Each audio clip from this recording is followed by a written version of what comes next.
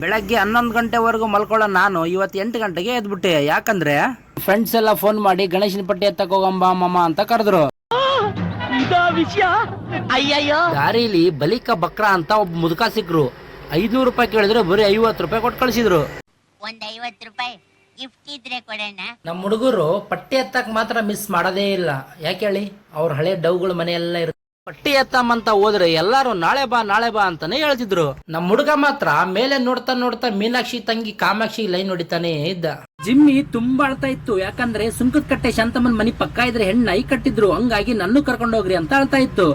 ಲೇ ಅವ್ನ ಅಂಡ್ರು ಬೇರೆ ಹಾಕಿಲ್ಲ ಕಣ, ಪಂಚ್ ಡೈಲಾಗ್ ಹೇಳ್ಬಿಟ್ಟು ಹೋಗ್ತಾ ಇದ್ದಾನೆ.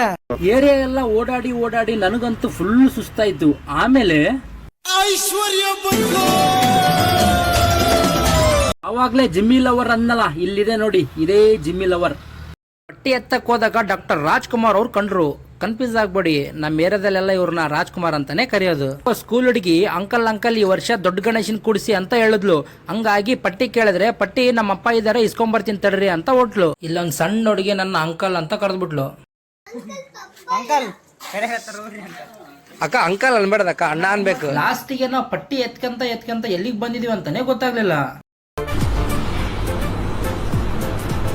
ಅಷ್ಟೇ.